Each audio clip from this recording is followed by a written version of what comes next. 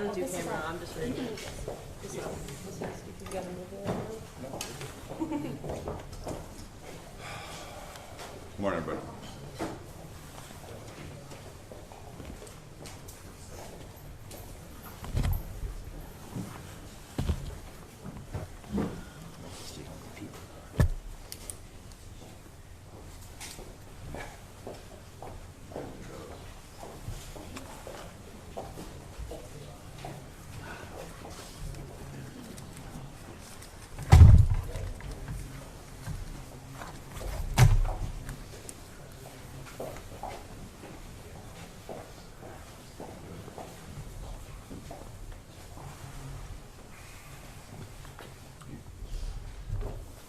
Are you guys all set? Everybody's good? Good morning, everybody. Thank you very much for being here. On May 13th, 2005, Gretchen Perm left her house to walk to school. And shortly after that, she was abducted, assaulted, and then murdered. Despite the best efforts of law enforcement, the leads grew cold and no arrests were made. That is, until today. Thanks to the men and women of the Albany County District Attorney's Office, the Albany County Sheriff's Office, the Albany Police, the New York State Police, the New York State Police Lab, the ATF, the New York State Department of Corrections, I'm proud to announce the indictment of Darius Ashley. It was a result of an unprecedented amount of teamwork and cooperation between multiple agencies at the local, state, and federal level to get us to this moment. Just a few weeks ago, we all braved that first snowstorm to meet in a conference room to put the finishing touches on an operation that's been in the works for months. It began, or it brought to an end, a statewide effort to gather evidence, talk to witnesses, and eventually present this case to a grand jury. And then even today, Department of Corrections got him here for arraignment. The unsealing of the indictment this morning could not have been possible without everybody working together. Now, there are others I want to specifically mention. My chief investigator, Adam Hornick, who is one of the subject matter experts when it comes to using advanced DNA techniques to solve old cases. Past and present Albany detectives, to name a few: Jason Vogel, Kevin Quinlivan, Ron Matos, Jack Grogan, the PJ's Rob Lawyer. Frankly, it'd be easier for me to list the Albany police who weren't involved in this investigation over the past 20 years. The chief and I were speaking about this case a little while ago, and he says, I was on the scene. So, really, the Albany police have been spearheading this effort and refused to let this case go. My old friends Dave Rossi and Cheryl Fowler, past ADAs who refused to close this file because they knew answers would eventually come. And of course, the lead prosecutors on this case, Ryan Carty and Jessica Blaine Lewis, who brought this thing home. Now, this is an expression of care for our community. When done well, our criminal justice system is a collective promise to look out for one another. To look out and make sure that we seek justice no matter how long the road or how high the hurdle. We can use all the tools to right past wrongs. Now, there's more to come, and of course, Mr. Ashley is presumed innocent until my office can prove otherwise. But today, we can provide an early Christmas present to the Perham family and promise them justice for Gretchen.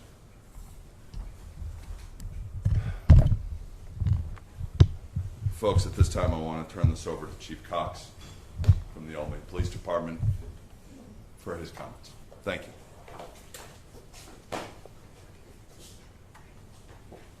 Thank you, D.A. Kimlin. Thank you all for being here. I want to first start out and just thank Gretchen's family. May 13th of 2005, it was over 20 years ago. They have waited for a day of justice for 20 plus years. They've known So I want to speak about cold cases.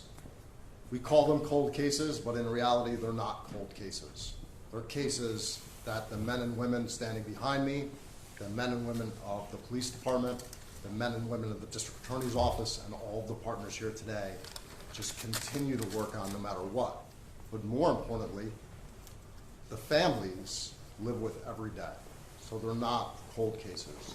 They're cases that we continue to work, and we continue to make sure that we can bring justice for whatever that can do to help bring some closure to a family that deserves it. A family who, on May 13th of 2005, lost a precious 14-year-old, a 14-year-old of this city, a 14-year-old that was going to Hackett Middle School, a 14-year-old that should be a thriving adult right now, at the hands of what I can only say is a monster. I was involved in a number of the cases, including this case, and I can tell you that each and every one of those cases were some of the most horrific cases that I've ever seen. So I want to thank the family for their patience and knowing that we never gave up on this case, and they never gave up on this team that was here. So this is a partnership with the Albany Police Department, the District Attorney's Office, the New York State Police, the New York State Department of Corrections and Community Supervision, and I want to thank everybody and all the other partners that the District Attorney spoke about for closing the loops so that we could charge Mr. Ashley with this heinous crime, something that we've known that he had done for a long, long time. I also want to particularly recognize some of the current and former Albany Police personnel that have been involved in this for a long time, including Rob Lawyer, P.J. O'Donovan, Jason Vogel, Kevin Quinlivan, Commander Josiah Jones, Detective Lieutenant Daniel Johnson, Jack Rogan, Ron Matos, Vic Pizzola, Tom Kubish, Cindy Marone, even people that are no longer with us, Patricia Farrell. There were a series of events that started in April of 2005, and by July 14th of 2005, Mr. Ashley was behind bars. And that entire time, we knew that Mr. Ashley was the person who had done this. It was a matter of being able to put it together and finally bring justice. And because no one would let this go, and because of advancements in technology and the fact that no one would let it go, we were able to do that. And I thank the men and women of this department. I thank the men and women of all the partners that are here. And again, I thank the family for everything that they've done in having the faith. I also want to speak to the greater community and to the families that have lost loved ones throughout the years that we still have cases on. As I said, although the name is cold case, we don't look at any of the cases as cold cases. We continue to look at these cases every single day. We were all getting calls from many of the people that are no longer a part of the police department. They're still part of our family. They don't forget about these cases. I was getting calls from some of the detectives that aren't with us in the department anymore last night who were saying, we finally got him. We're finally bringing this to justice. Because we don't rest until we bring people to justice. Because our families deserve that, and the victims that somebody like Mr. Ashley, that they left in the wake, he deserves to make sure that we keep him in prison for the rest of his life. Plain and simple. Thank you.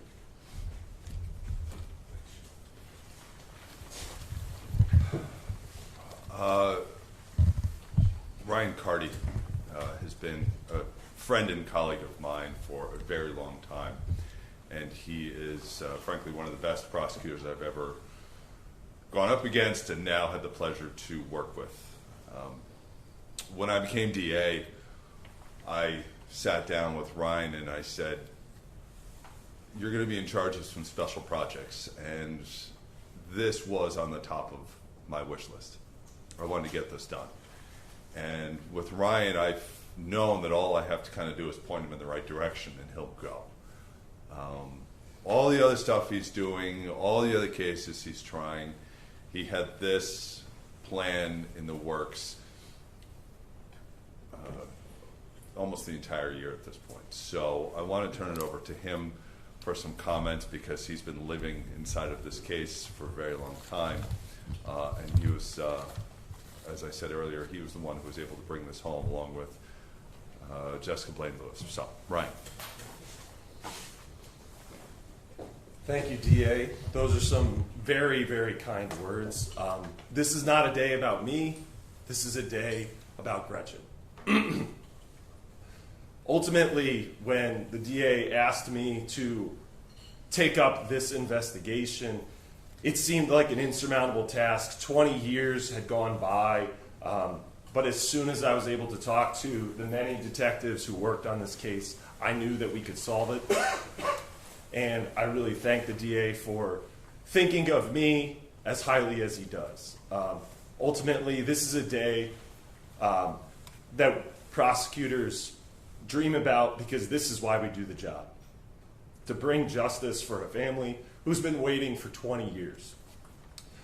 So I'm just very thankful. It's one step along the way. I couldn't be here without those before me. All of the ADAs who worked on this case prior to me, and Jessica Blaine-Lewis who were working on it, all of the detectives, all of the hard work, everything from the New York State Police Lab. We wouldn't be here today without them. Additionally, while today is a good day, it's not the end.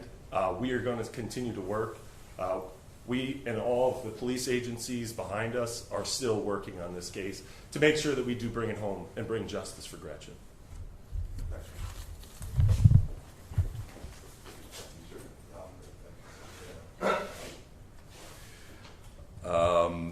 Any questions? It sounds like this was on the radar of this individual for a long time. Why did it take so long to prosecute this case?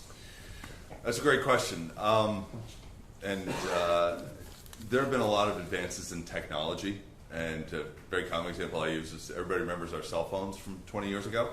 Our ability to now take DNA samples that existed at the time and perfect them and draw from that what is, in my opinion, unimpeachable evidence of his involvement was really one of the breakthroughs that we had. And I can tell you now that Albany Police, the New York State Crime Lab, members of the DA's office would keep going back to say, is it good enough? Is it good enough? Can we get there?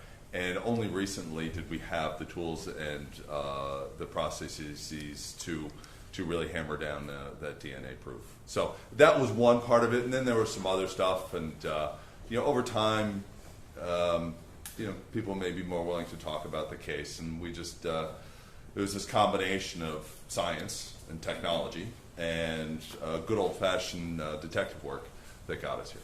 Is it true that he admitted this to another inmate in Prosecution? I read that, and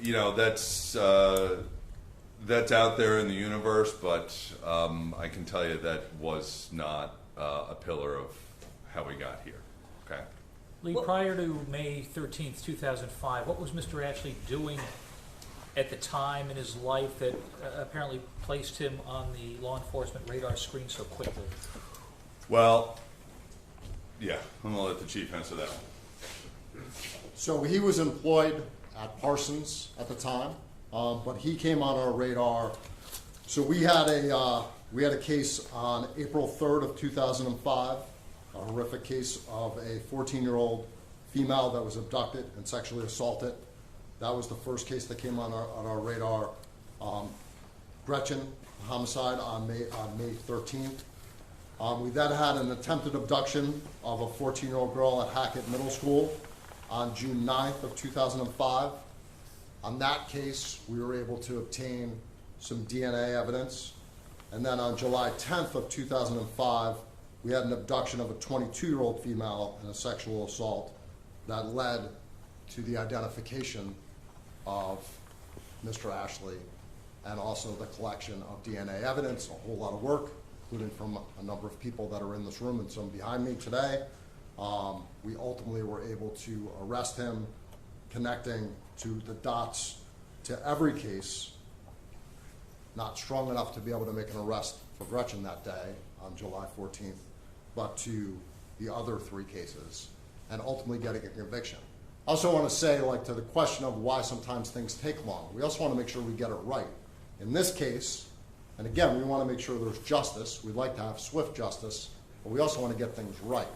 So Mr. Ashley was no longer a danger to our community, because trust me, up until July 14th of 2005, he was an extreme danger to this community. During the course of his employment at Parsons, did he have direct contact with young people? If I remember correctly, he was a cook, and I can't say whether or not he had contact with young people. Can you explain specifically what was challenging with testing the DNA in Gretchen's case compared to the other cases? So, as the DA said, the technology for what we're able to test and how we're able to test it has come leaps and bounds since 2005 to 2025. So what we were able to get for those other cases compared to this case led to us being able to get to where we are today, which is the arrest and indictment. Do you have any Obviously, idea why he work was targeting these girls? Obviously, young girls, but all the same, relatively the same age. I wish I could answer that question. I can't. Obviously, this is the biggest case, and it's captivated so many people here in the Capital Region for years and years. We all covered it. Now that you have some sort of sense of, okay, we know who did this, we're positive now, we have that evidence, are you looking at him for other cases throughout the Capital Region that are still open? So I think that anytime there's somebody like Mr. Ashley that's involved in this multitude of cases, that question always has to come into light for anything that happened prior to July 14th, 2005. Is it clear whether he was working with anyone else on this? There is in no the reason to crime? believe that anyone else was involved in the crime that Mr. Ashley was involved. So you've linked them to those other cases that you've listed, the April 3rd one? He was arrested and prosecuted on those cases. He's been in prison for those cases. He was arrested for the April 3rd case as well? Correct. But he was out in May? No, he was arrested for the April 3rd case on July 14th. July 14th was ultimately when he was arrested for the other case, for all of those other cases that I just spoke about, except for Gretchen. Got it, okay. How long is his current sentence? He's 45 years, so there was a chance that he was going to get out at some point in the future. So, Did that have anything to do with the timing of this and making sure that you did it now in case there was a parole hearing, or in case at some point in the next year or two there was a chance for him to be on the streets again? no. When I became DA, I sat down with members of the Albany Police Department and I said, "What's on your wish list?" And I've said this before. I want to do big things in this office, and this was almost on top of the list. And I said, "Okay, what resources do we need, and how can we get this done?"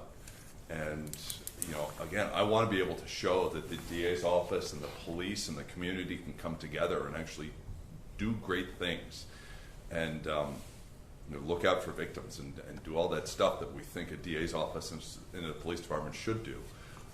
So this was us doing that, and like I said, showing a care for this community that I want everybody to know that. Obviously, I don't think that the family wants to talk too much, but who was able to deliver that news to the family, and what was that moment like for you all? Honestly, we let Jay Vogel, he's now one of my investigators, but he was an Albany detective for a long time. He's been with this case since the first day, so we let him call. It was a good phone call. Sorry. No, I'm just curious to know more about, he in July was arrested, he was linked to the other cases, but not this one. Can you kind of explain that a little bit more? So there's a difference between being able to link somebody to a case and be able to say that we're confident that we're going to be able to convict somebody beyond a reasonable doubt. So what we want to be able to do is convict somebody beyond a reasonable doubt. We were able to convict him beyond a reasonable doubt for 3 cases to send him to prison for 45 years. And over the last 20 years, there's been no one here that has not continued to work on this case to ensure that we will now convict him beyond a reasonable doubt for the homicide of Gretchen Parham and send him away for the rest of his life for the homicide of Gretchen Parham. So is that what it is now, DA? Will he be facing a life sentence with this, or?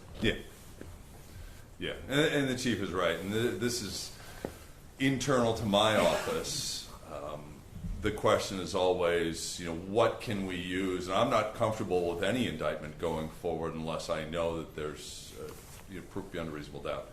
So we got to that mark, and we decided to move forward.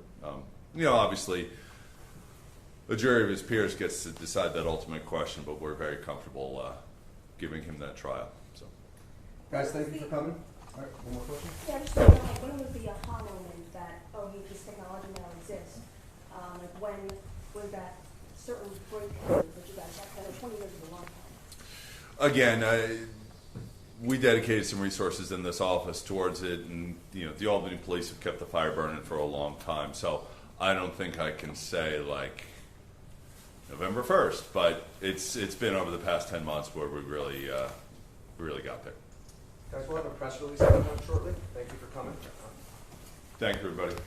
Have nice holidays, okay?